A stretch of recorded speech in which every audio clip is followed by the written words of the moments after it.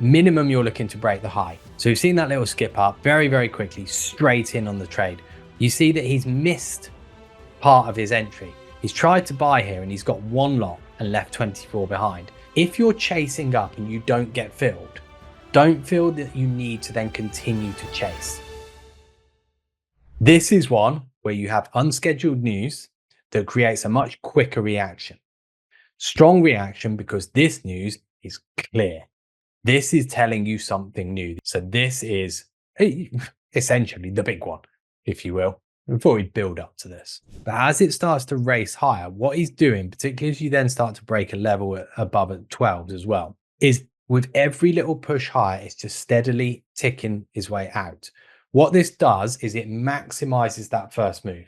Rather than hold all your size and let it pull back, this is the scalp approach to getting out. You just in, out.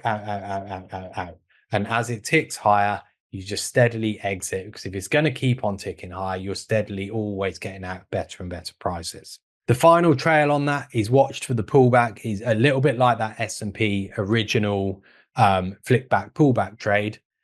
When it has that pullback, you know, you're watching where it's pulling back to. Once it breaks that low, out of the trade. So again, it's another ZT trade. You can see we're trading 087. Top of the day at the moment is 10.01, 10.1. And we're looking for them for the continuation onwards. The yellow prices on the ladder are levels that he has pre-assigned. So you can get it to transfer levels from a chart onto your ladder. So there we go. And yes, it is TT for anybody who was wondering on that one. So you're waiting here. You know that potentially there's a news comment coming out. At the moment, looking between the S&P, looking over towards the 2-year as well, waiting for this comment to then come out. And there we go. You saw that quick little skip up. That's going to be other people reacting quicker. It's hard to say that's necessarily an algo reaction. And the good thing about comments is liquidity remains. So what's going on here then is we've got another comment. Waller, though, says would also cut in consecutive meetings if data calls for it, as I would be for larger cuts if needed. So effectively, what Waller's saying is, yes, we will do a bigger cut than you might have been expecting. And we know that they ended up doing that 12 days later. So this is the big one. You get this quick initial reaction. So now the game here is to get in. You know this is a big deal. Minimum you're looking to break the high. So you've seen that little skip up, and then you see very, very quickly, I hope that doesn't stay like that. There we go.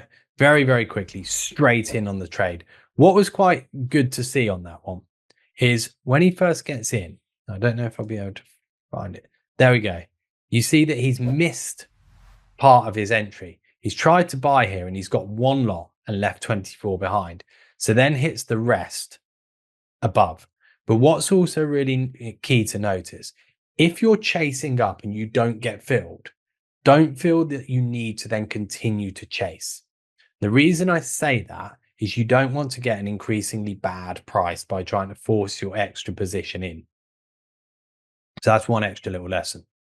So market's on its way. Now, remember, this is a fast reaction type trade. So very, very quick, ticking up towards up higher. You see, he leaves the mouse lower and is then instead just hitting market for 1s and 2s as it goes up. So he's effectively scaling out into the continued buying. As people continue to buy, just scaling this position out. And that's a way to sort of scalp these types of comments. He's not trying to hold and hold and hold this. What he's trying to do is maximize that first move by steadily at every additional tick, just hitting small parts of the position out at market. This one I think has been excellent. The way that it's a quick one in.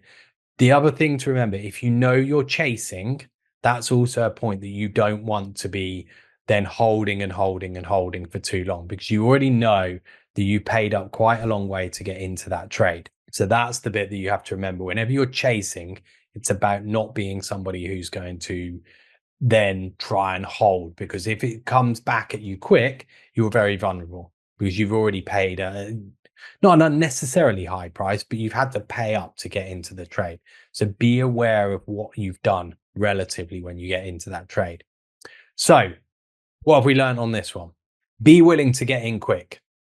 Be willing to chase this one up. So again, what we've got here is a 15 minutes and a 1 minute. So this is your 15, this is your 1 minute. But what's happened, he's jumped in here. So got in nice and quick. And then as this market has raced higher, just note here as well, look at the size of the volume. Look at the volume on a 15 minute. The volume here is bigger than the volume on the non-farm payrolls data. This is a big deal.